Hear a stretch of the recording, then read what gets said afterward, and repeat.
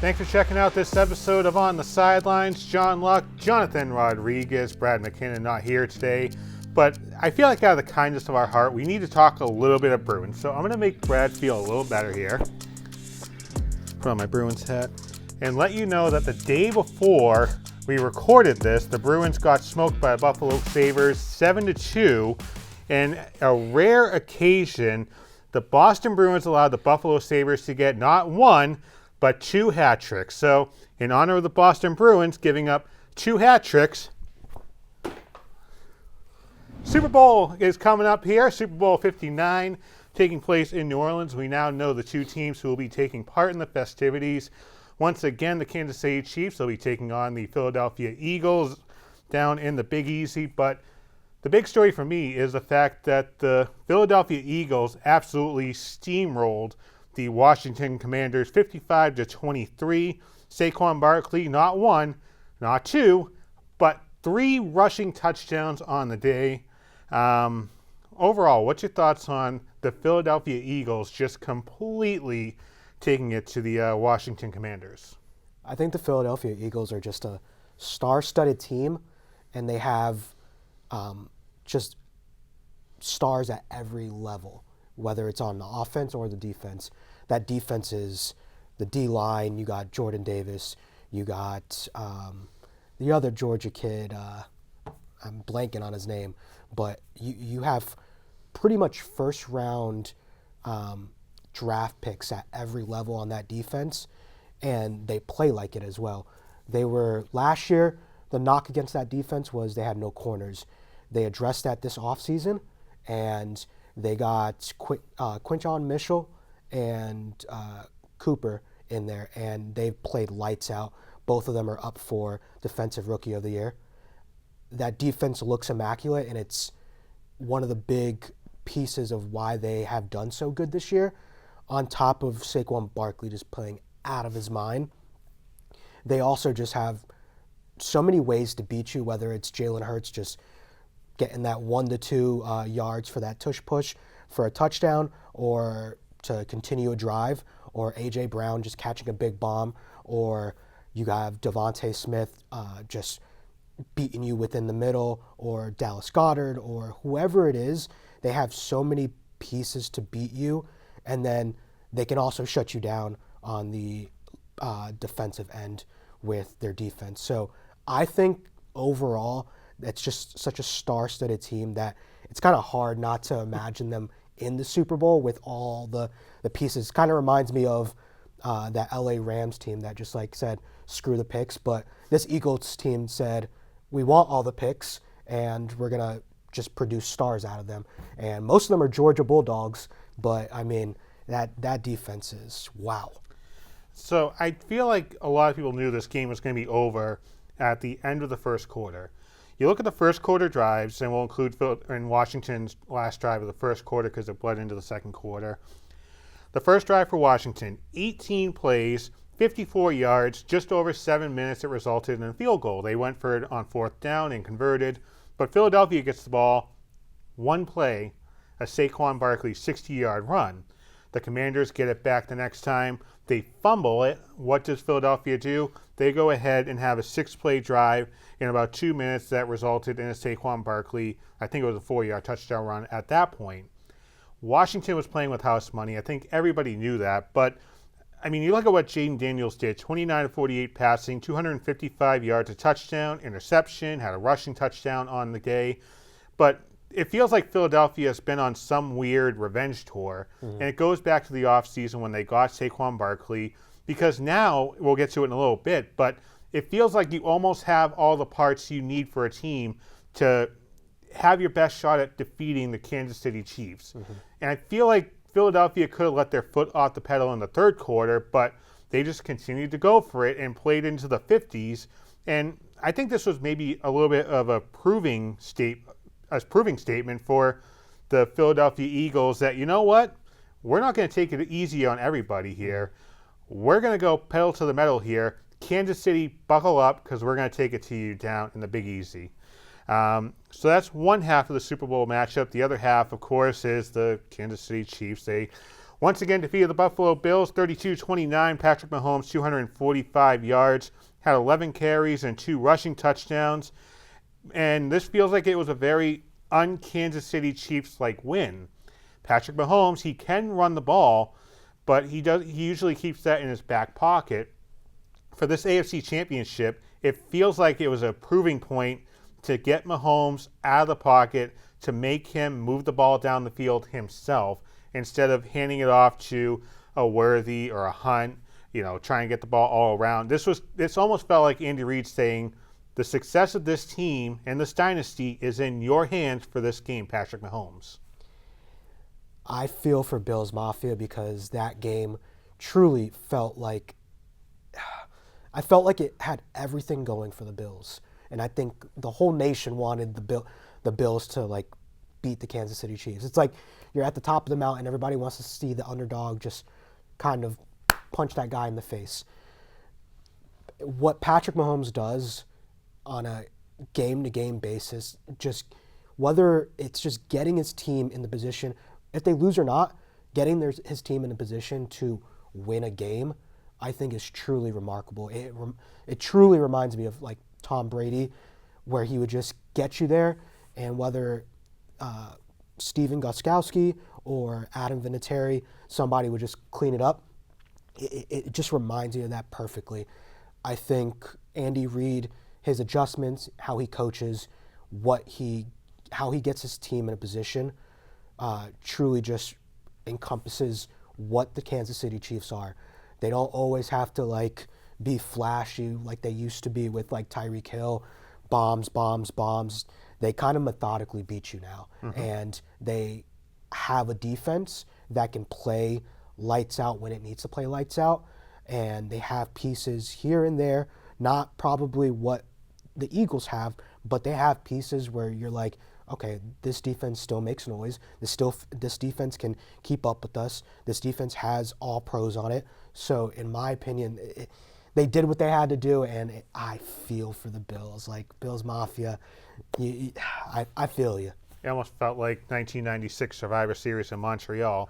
But just quickly here, your thoughts on the fact that KC is playing for another Super Bowl championship? You mentioned the Patriots dynasties in the past. Are you tired of seeing Kansas City be such a successful franchise and continue to dominate the AFC, and now they're playing for a three-peat? Personally, I would say no. And I heard something after the game that one of the anchors or broadcasters said, and it said, enjoy the moment, enjoy this, because you're going to look back, and it kind of reminded me of I don't know how that feeling was when Michael Jordan was winning all those championships, but I'm assuming that people kind of felt oh, well, it's getting old. It's getting old.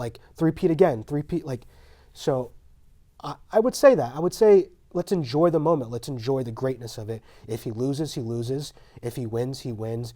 We're getting to see history right now. And the level he's playing at and the way that he's making this team, when people thought they wouldn't be able to do all this without Tyreek Hill, and they come back and go on a three-peat since his departure, it just goes to show you he's gonna, if he wins this, he's gonna be in that GOAT conversation. I understand people saying the officials helped the Kansas City Chiefs. It kind of showed with that game, especially that fourth down play where Allen was stopped just over the first down marker. But the Kansas City Chiefs are playing for the 8th three-peat in major pro sports since 1970.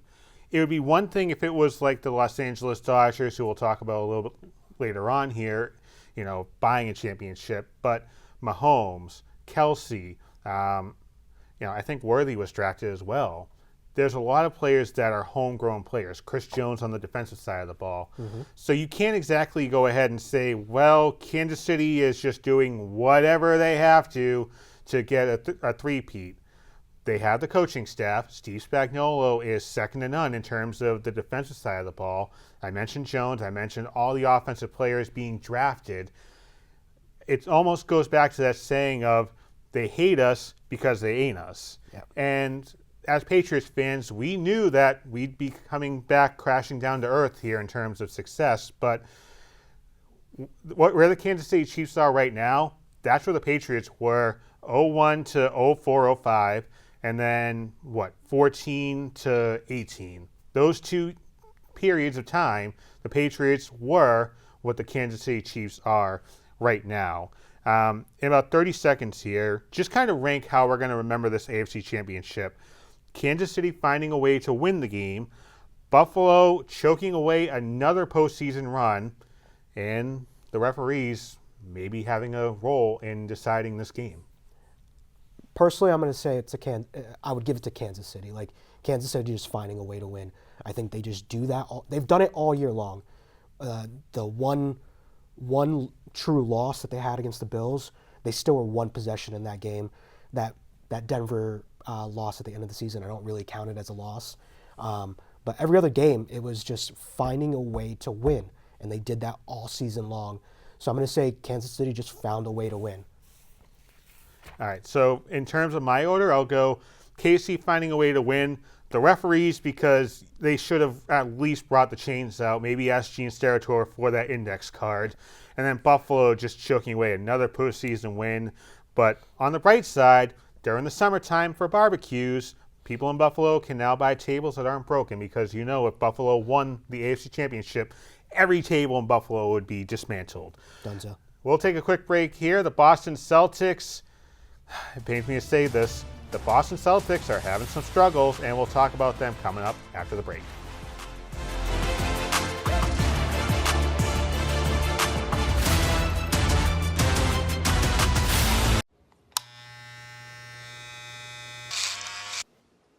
You've messed up your son's haircut. Mom?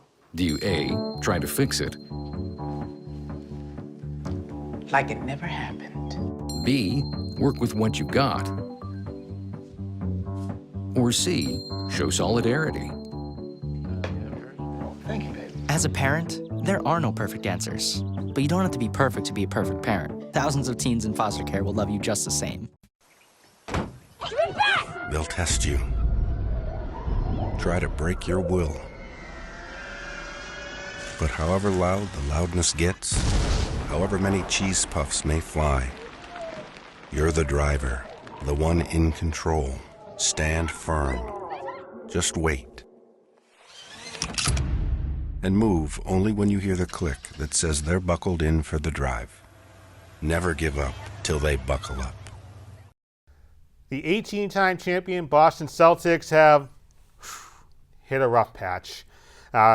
Entering January 29th, the Celtics are second in the East at 32-15, 5.5 games back of the Cleveland Cavaliers for first place and just one game up on the New York Knicks. Now, going back to just before Christmas, the Boston Celtics have basically been a 500 team. They haven't been able to win more than 2 games in a row. They've had some calamities in the stretch. They've had some incredible wins during the stretch. On a scale of 1 to 10, I'll actually start this one off. How worried are we about the Boston Celtics' struggles in this mid-season roller coaster that's turned into the Six Flags coaster from hell? On a scale of 1 to 10, I'll say I'd say a 3, because it's the slowest part of the NBA schedule. You're right before the All-Star break, but you go back to the last 2 Western Conference road trips, the Boston Celtics were 3-1 in each of those road trips. The Oklahoma City game was just weird because they only scored 27 points in the second half, and then the game against the Lakers, the Boston Celtics just folded, but that was the second night of a back-to-back. Health is another issue. People are talking about Kristaps Porzingis missing a lot of games at the start of the season. That does have something to do with it, I think, just because they didn't have the full training camp. So maybe this is the point in the season where Joe Mazzulla is trying out different rotations. Against the Houston Rockets, we saw a lineup with Jason Tatum, Drew Peterson, Peyton Pritchard. I think Neemias Queta was out there as well. So is Tatum and spots 7 through 11 on the bench. So maybe it's Joe Mazzulla trying out some things, and maybe health does come into this as well. Kristaps Porzingis withstanding. Sam Hauser's been having some sort of back issue going back to the second game of the season. Derek White's been having issues as well in terms of health. So I think it's just kind of a collection of everything you can come up with for excuses, just coming up, from Christmas time to now. Yeah, I was going to put my range around 2 to 4. I'm not truly worried about it. My thinking is make the playoffs, and then Celtics are going to go from there. That's the least thing I'm worried about, them in the playoffs. When it comes down to it, I see them in the Eastern Conference Finals. Do I think they are going to have a tougher time this year? Not much of like a steamroll like they did last year. Yeah, I think whoever they face in that final series, I think even maybe the semis, I think it's going to give them a run for their money. I truly think they are fine though. There's this, as you said, it's very slow right now. All-Star break's coming up. Everybody wants that kind of like week-long vacation just to kind of just chill out and then come back in the second part of the season. Then you kind of ramp it back up, and then maybe a little bit more for a downtime right before the playoffs, and then everybody turns it on for the playoffs. Defenses will be up. Our players are going to play like they need to play, like their contracts demand that they play. So I think there's really, truly nothing to worry about. Everybody's always going to worry because you don't want them to get kind of like just kind of slow walk it to the playoffs. But I think this team, it's very top heavy. So I do see why people worry about it, but I think they're going to get it going. So how about this? Going back to 2019, there's not been a repeat NBA champion. Mm-hmm. And going back to 2019, a defending NBA champion hasn't made it past the second round. Denver was 57-25, Golden State 44-38, the Bucks 51-31, Lakers 42-30. That was during the whole COVID time, and then Toronto was 53-19. So this says that the NBA is about as deep as ever. I mentioned during the Kansas City Chiefs conversation that, there was only 8 or 7 three-peat, in pro sports. There's a reason there's not defending champions in the NBA right now. You have superstars going across the board on every team. Before every Celtics game, I look at the roster and say, well, this team has a huge star. This team has a huge star. Utah is a god-awful team, but Utah still has good players in Jordan Clarkson. Lauri Markkanen is a good guy as well. Really, Washington's the only team that doesn't. So every night you're going to get a team's best effort, but every night you're going to have players like Dylan Brooks with the Rockets saying, you know what, F this, I'm just going to shoot the ball up, and if it lands, it lands, and he goes off for 36 points. Mm-hmm. You're going to get a team's best effort every single night. And for the Celtics, like I said, it could just come down to maybe they want to tinker with some lineups, get ready for the playoff chase, and, we'll see where the cards lie. The other thing is, if Cleveland isn't 37-9 and Oklahoma City isn't around the same mark, maybe they lose a couple extra games. Do we look at the Celtics being a team that has struggles? 32-15 is only, I think, 4 games off from where they were last year through 45 games or 47 games. So I don't put a lot of stock in the fact that the Celtics are going through a 500 stretch right now. The fact they went through last season the way they did with 64, 66 wins, you're not going to repeat that. Yeah. That's just unfathomable, especially with players going off to play in the Olympics, coming back, really having no downtime, and I mentioned the Porzingis issue as well. Is it just as simple to say that the Celtics can turn it back on when we get to the postseason? Yeah, I truly think it's that simple because I think Joe Mazzulla is going to give the superstars the time they need. As I said, they're top heavy, so you got to give those stars, whether it's a night here or there, or on the end of a back-to-back, or on the end of a road trip.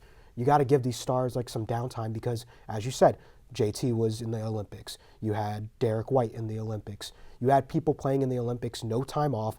That's a lot of basketball. Except for Jaylen Brown, he didn't have to worry about the Olympics. That's true. So JB should be 100%.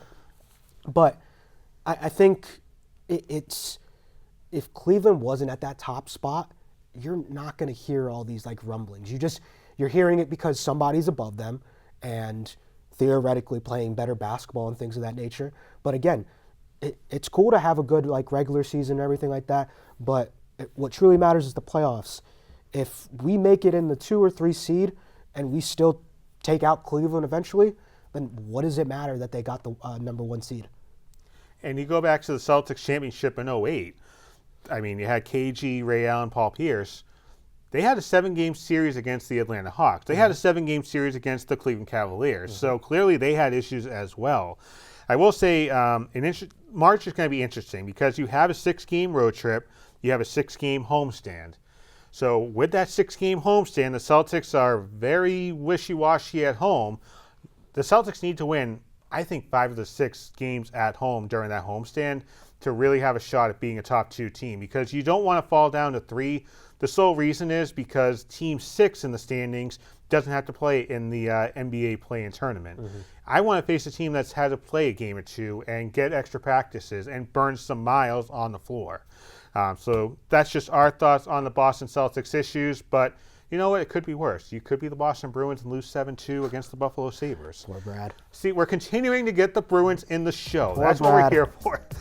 One team that doesn't have to worry about losing a lot is the LA Dodgers. The reason for that, they are spending a crap load of cash. We will talk about that coming up in the buzzer.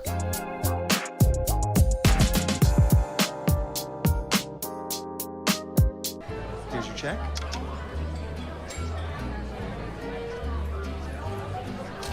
Oh, you got it. You know, since I got rid of my car, I really enjoy walking. Okay. Got it. Getting pulled over for buzz driving could cost you around $10,000 in fines, legal fees, and increased insurance rates. Oh, you're home early. You live with your mom? That'll set your game back a few years. Buzzed, busted, and broke. Because buzz driving is drunk driving. I understand. I know it's not your typical resume. Okay, well. But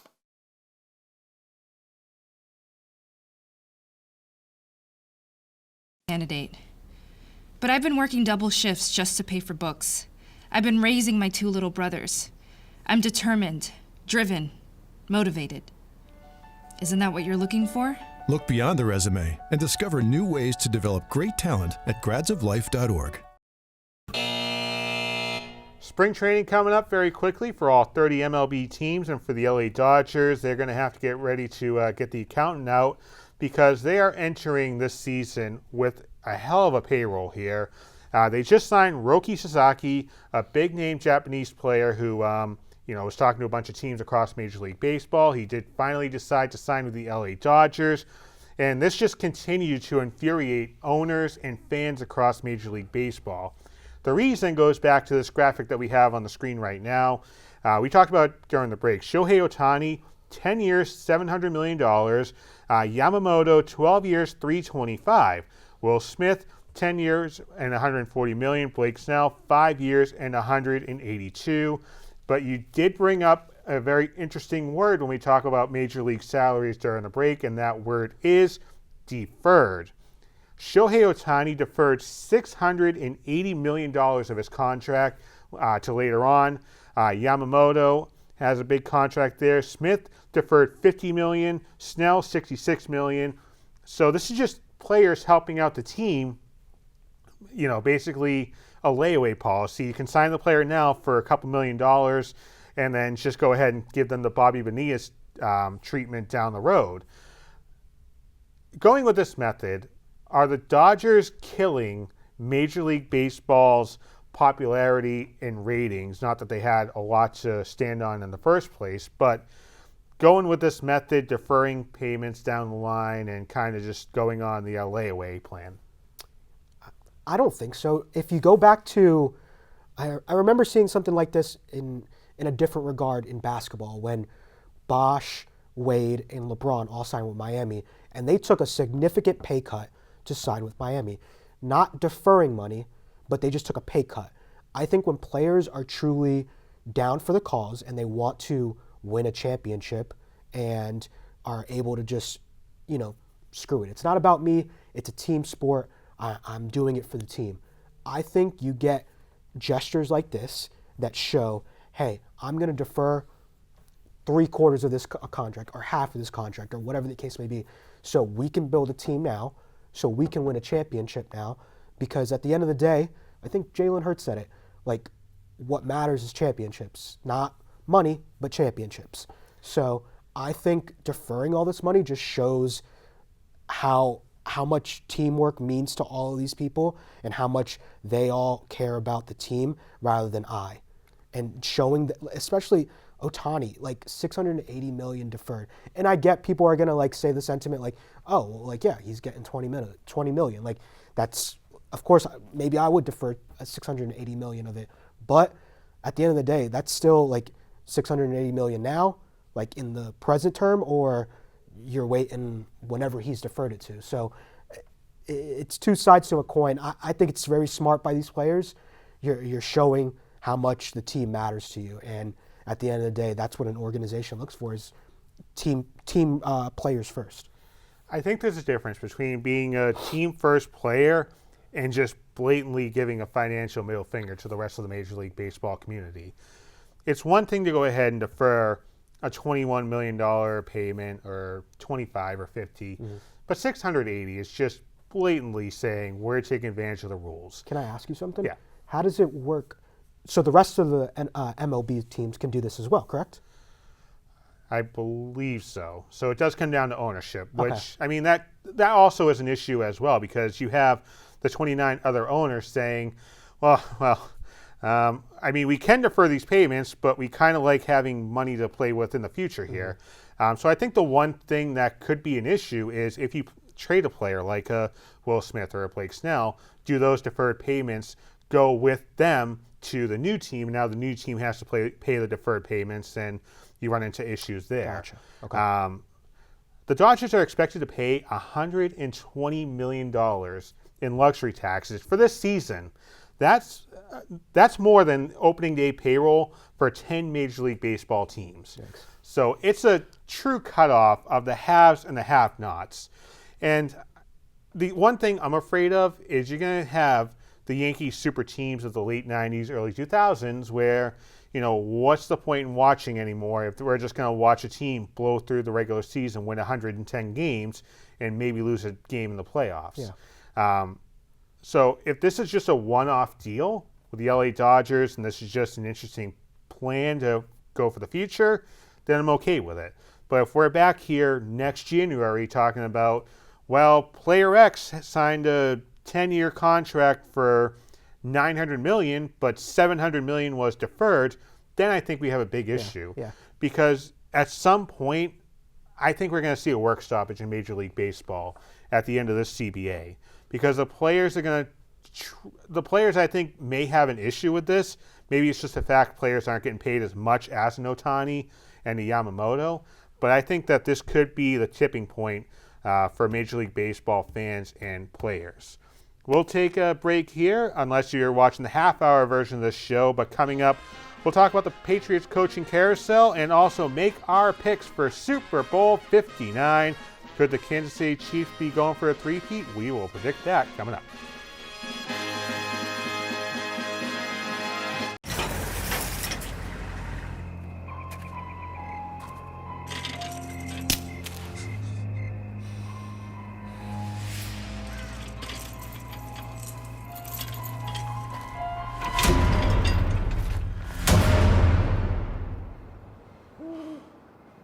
If you don't fix them, sparks from dragging tow chains could cause a wildfire, and that could be scary. Hi, Smokey. Only you can prevent wildfires. Hey, Hard, what's this? That's my resignation letter. You're resigning. Why? Because you're constantly ignoring me. You're half as active as you used to be, and you get stuff like this. You've been putting me under a lot of pressure lately. That's why I'm ready to quit. I forgot. I'll do better. Please, don't quit on me. Okay, but remember, it's not what you say, it's what you do.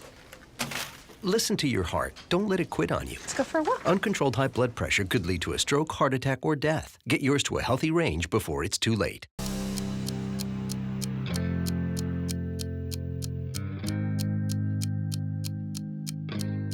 On the Sidelines overtime coming at you, John Locke, Jonathan Rodriguez, and the New England Patriots are slowly filling out the coaching staff. Of course, Mike Vrabel was named the new head coach, potentially railroading Gerard Mayo out of town. But the big news recently is the fact that Josh McDaniels is coming back to the Patriots for his third stint as offensive coordinator. And Vrabel talked to WBZ about hiring McDaniels, saying, quote, "When you talk about Josh, I think schematically in the way he teaches the quarterback, the versatility of the offense and the base foundation of the offense, his growth in that offense, trying to put conflict on the defense, and the way he structures a game plan, having gone against him and seen the system here as a player. It has evolved, and there is a lot more to it than that. I know from our conversation that he's worked hard and studied, visited, and met with people, and we're going to continue to add things that we feel helps our players and give us an advantage to score touchdowns and take care of the football." Did the Patriots make the right move hiring Josh McDaniels as the offensive coordinator in this now his third trip in Foxborough? I would say yes. I think it's not like a good or a bad thing. I wish you would have kind of seen. I saw they also interviewed Eric Bieniemy, and then I don't know if they interviewed Chip Kelly, but I thought that would have been a good person to get in there, see, especially what he did with Ohio State. Again, it's not a good or a bad thing, but this point of, I think he's going to be there for a while just because he's burnt a lot of teams in the NFL, so not many people are going to want to touch him, if any at all. So I think you have him in a position where you have Drake May with somebody that is going to give him stability at that position. I think how they have filled out the rest of that like offensive side with coaches has been truly a lot of experience. You have Doug Marrone, you have Thomas Brown, who is the interim head coach for the Chicago Bears. Terrell Williams. It gives you so much experience, and something I feel like we were lacking last year, which was just people that kind of knew ball and were in positions of like power in an organization, whether it's being a head coach or anything of these things, and then also people that Vrabel like clearly trusts. So I think what they have done with all that experience is going to be a great thing for Drake. It's just at this point, it's just filling out that roster with people that can make an impact and give Drake that second year, instead of that slump, let's give him a step to where he looks like a top 10 quarterback. We have all the coaching pieces there. We just got to fill it out with players that are going to make an impact for him. The one thing that really intrigues me about that statement I read from Vrabel is a line, I just want to see if I can pick it here. I know from a conversation that he's worked hard and studied, visited, and met with people, and we're going to continue to add things that we feel helps our players. Now, when we talk about add things, is that add a wide receiver? Is that add offensive line help? Is that just add plays and gadget plays that maybe helps Drake May get a little extra time in the pocket? Because if this just turns into Josh McDaniels is going to have the same core of receivers, the same core of offensive linemen, then that's not going to really do much. Because if you're McDaniels, you're just going to be game planning, how to get Drake May out of the pocket in a second and a half, which I don't think that's feasible for him. If this turns into Josh McDaniels truly being the head coach of the offensive side of the ball, which I think that's what Gerard Mayo wanted last year for Alex Van Pelt, then I think that's going to be great. Because if you go ahead and have Josh McDaniels be just the head coach of the offense, then if you're Mike Vrabel, you just have to worry about the defensive side of the ball, work with Terrell Williams. You kind of got the schemes working with McDaniels already, and I'm guessing he's probably had some communication with the Crafts. Not that that's legal, but it is the Crafts after all in Patriots.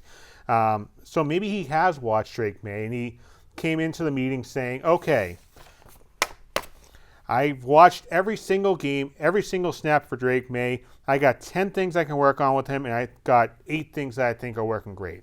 So if he walked in with a game plan, I think it's a great hire. But if this is just because he's coming at you with no money here because he's getting paid by the Raiders, then I think that's an issue. If this is just the fact it's a familiar face in the offense, that's an issue. When we look at this coaching staff, from a McDaniels to an Ashton Grant to a Thomas Brown to a Terrell Williams, is this coaching staff a Mike Vrabel coaching staff, an Elliott Wolf coaching staff, a Robert Kraft coaching staff, or a combination and a true collaborative effort? I think it's a collaborative effort. I think you see pieces, whether it's that assistant GM that came in from the Giants, I believe his last name's Cowden. You see pieces of people that Mike Vrabel clearly trusts and trust their opinions and either their knowledge of ball or how they coach and bringing them in. I think it's a collaborative effort, and I think what we're going to see, I think Josh McDaniels, I saw a report saying that he like kind of spent some time around college ball, was getting some scheme. As you said, I think it's very important that we get pieces in there that truly produce. When he was last there, he did take Mac Jones to a Pro Bowl, like cool, with the pieces kind of similar to what they had last year. But again, if we're trying to get back to a place of deep playoff runs, Super Bowls, we got to push past like the Kendrick Bournes and the Booties. They're good players, but we got to get players in there that make a difference, that are superstars, that are going to produce at high levels so we can get to the promised land again. So I think that if I'm Elliott Wolf, I'm a little concerned because I feel like now Elliott Wolf is at the bottom of that totem pole. I think Mike Vrabel has more of a say than maybe we're giving him credit for, and maybe that was part of the negotiations with Kraft. Mm-hmm. Maybe he said, you know what, I'll let Wolf hire these position coaches like a Doug Marrone or Riley Larkin, Tony Dews, Milton Patterson. Hire those guys. Cool, position guys who worry about one group. I want to have a say in who the offensive coordinator is. I want to have a say at who the defensive coordinator is. And maybe Kraft said, you know what, fine. I'm just throwing a suggestion out there. Maybe we look at a Josh McDaniels. It's a familiar face, and I understand I went off on the fact McDaniels may just be a circumstance hire, but when you look at McDaniels, like you said, he burned a lot of bridges. He's almost blacklisted by a number of NFL owners, so he's going to stay there. If you go ahead and hire a young guy, a young up-and-comer like a Mike McDaniels or, Matt LaFleur, Arthur Smith, they could be gone in a year. But with Josh McDaniels, that does give you a little bit of stability, and maybe that was Kraft in Vrabel's ear, and maybe Vrabel figured, you know what, you might have a point with that line of thinking, saying McDaniels isn't going to go anywhere unless he completely falls on his face. But also, just to get back to the Pro Bowl quarterback, Drake May is a Pro Bowl quarterback too. So I saw that with today. That line of thinking, Alex Van Pelt is a great offensive coordinator. Washington made a surprising run, obviously, to the NFC Championship game. Watching how Washington developed a high top 5 quarterback, a lot of money, and a young coach, can the Patriots maybe follow that same pathway and be where Washington was this season in 2025?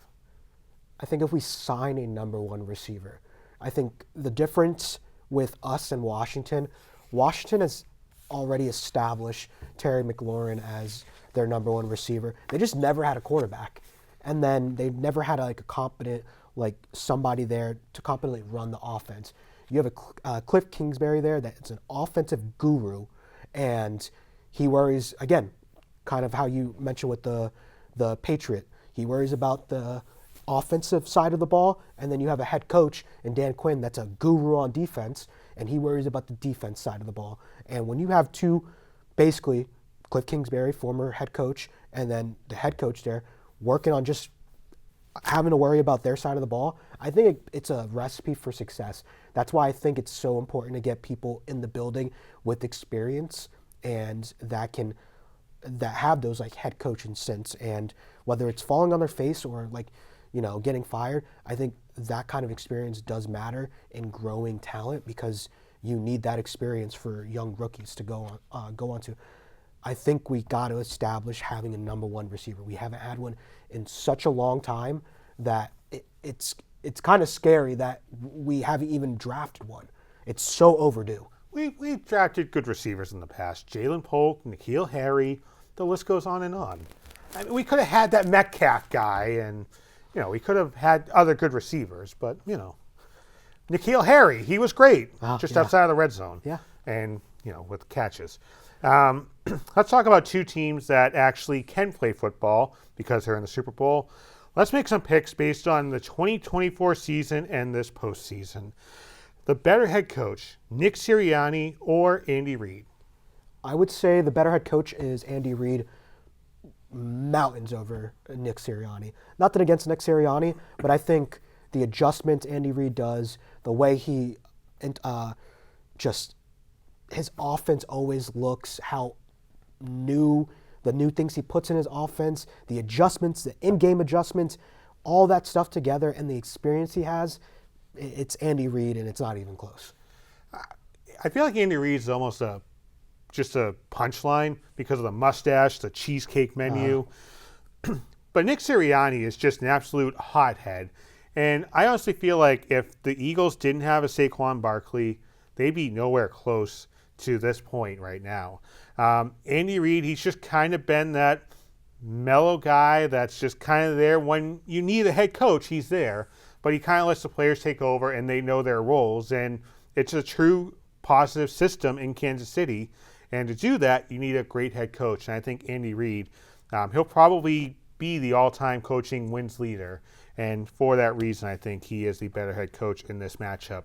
Better QB for 2024 and the postseason, Jalen Hurts or Patrick Mahomes? That's a good question because I feel like they both had off years, to be honest. But when you're looking at like numbers and everything like that, numbers matter. And I can say, Jalen Hurts had more rushing touchdowns and like maybe total touchdowns, but Patrick Mahomes had a better record and blah, blah, blah, blah, blah. Honestly, this year you can cut it like right down the middle, but I'm going to say wins matter more, and I'm going to go Patrick Mahomes as the better quarterback simply because he found ways to win every single time this year, so it's Patrick Mahomes. I mean, you can't really bring anything up with the injuries because Jalen Hurts, he hurt his knee in the divisional round game against the Rams, but also Patrick Mahomes had a high ankle sprain the week of Christmas. So, like you said, it's a true like 50.1 versus 49.9.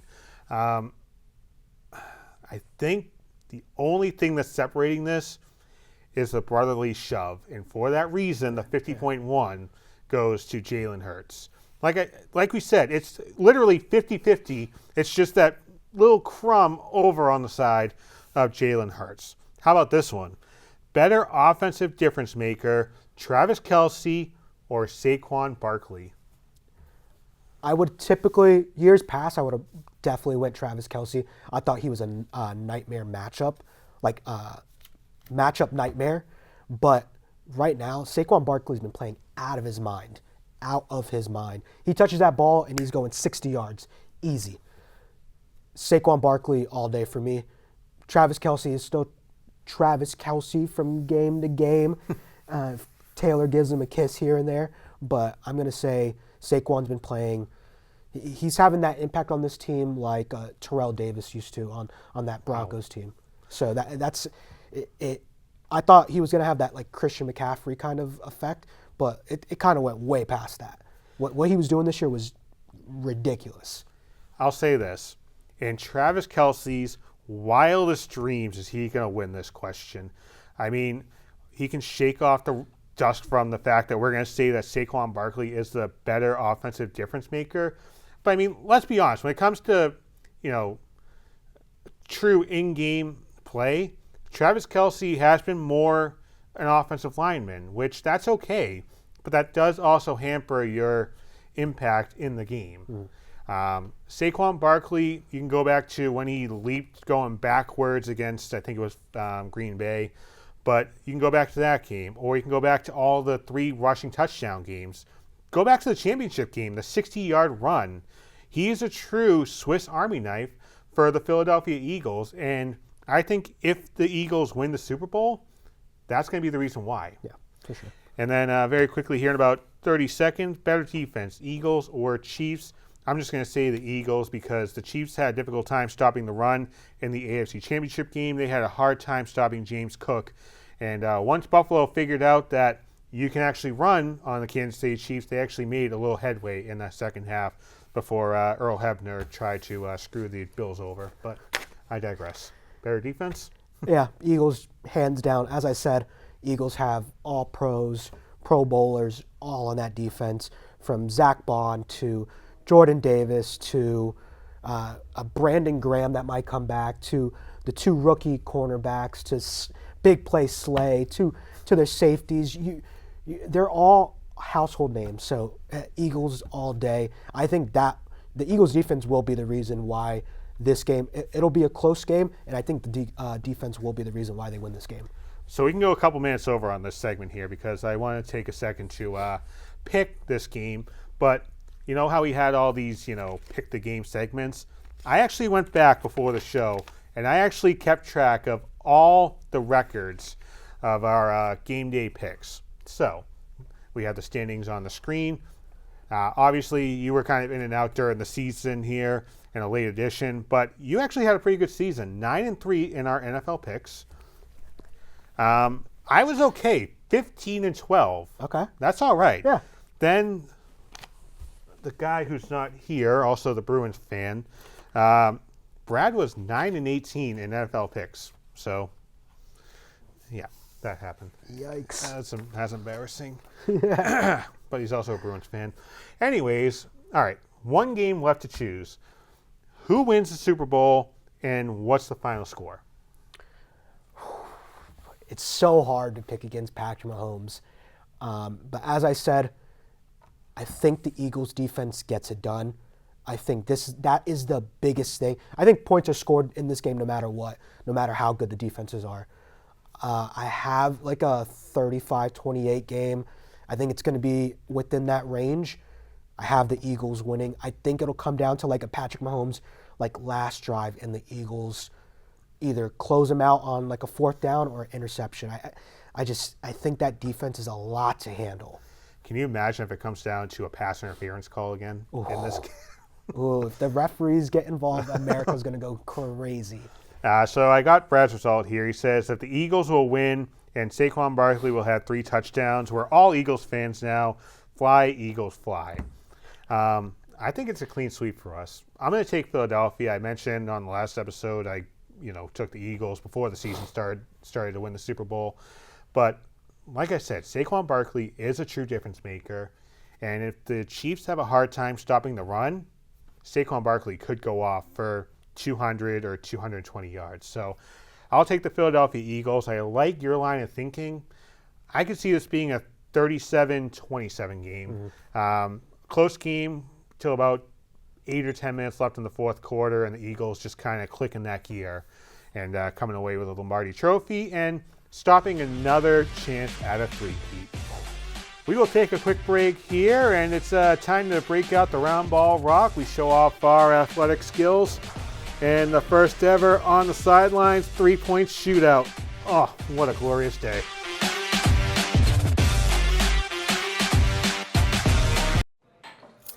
What do you think you're doing, Kevin?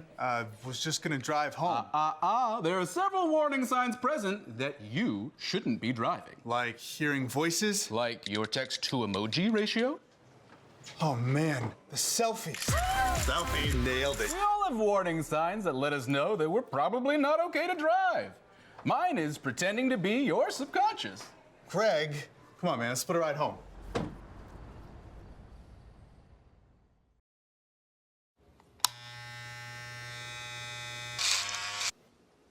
You've messed up your son's haircut. Mom? Do you A, try to fix it? Like it never happened. B, work with what you got? Or C, show solidarity? Thank you, baby. As a parent, there are no perfect answers. But you don't have to be perfect to be a perfect parent. Thousands of teens in foster care will love you just the same. On the last episode of On the Sidelines, we went to the Bridgewater Dome, the sports complex, which has just outstanding fields and a new basketball court as well that they touched up. Also, an arcade with Miss Pac-Man. But we played a little game. It was called Dome Sweet Dome. I tested these guys about, different domes in the world of sports, and someone didn't know the difference between Toronto and Montreal, I think, when it comes to the Argonauts. But I figured, you know what? We have such a big building.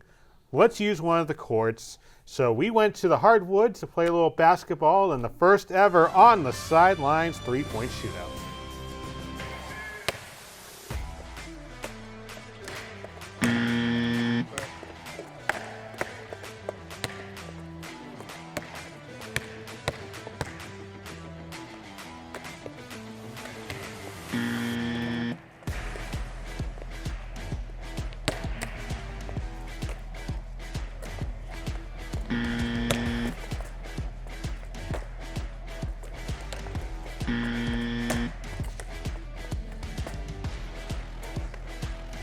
There's one.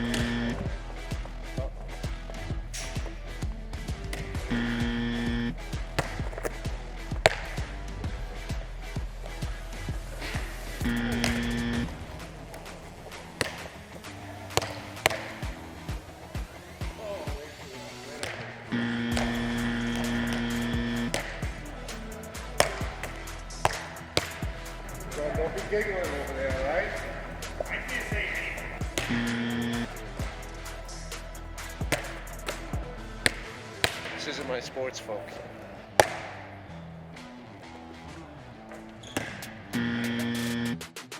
Oh, you got a sleeper coming in. I'm gonna come in there and try.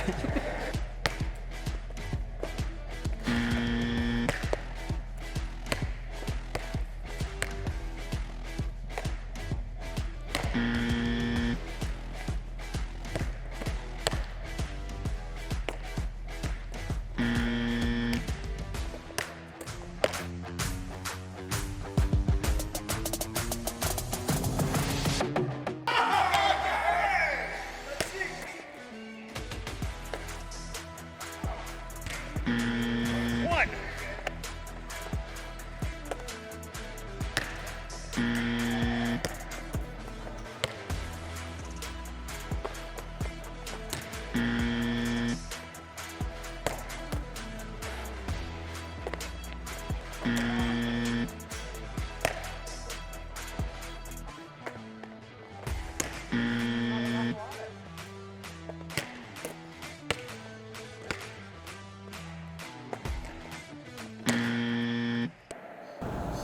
Turns out all those years not doing gym class actually paid off. I think you hit 0. I hit rim. You hit 0. Al Lacerda, our camera guy, hit 0. I hit 1. Thank you. All right, so thank you very much for checking out the first ever On the Sidelines. I can already tell it's going to be bad. On the Sidelines 3-point shootout. And until next year. So we had a little conversation earlier in the show about the Celtics having some, struggles riding the 500 bus and, the roller coaster. You know what? With the performance we had, the performance I had, listen, Wick, you got a little salary cap space left. I can probably come help you out. The banks are open, late, so I can just bank a couple shots in. Oh, gosh. That was like a royal pitcher's duel. I'm not getting signed by the G League or NBA or the NCAA anytime soon, so I'm just going to keep my my talents, keep them for rec leagues and the occasional friend call-up. And then we had our camera guy, Al, who's doing a great job directing for us here. He said, you know what, I'm going to show you guys how to do this. And it's a good thing I brought donuts today because I wanted to share a donut with him because he shot a donut during the shootout. Good thing I'm a nice, humble winner. Yeah, you are. Yeah, you are. So that'll do it for this episode of the program. Good luck to both teams in the Super Bowl, and obviously Fly Eagles Fly. We'll talk to you in a couple weeks, and who knows, we might be ending another three-peat discussion. Talk to you later. Caw-caw.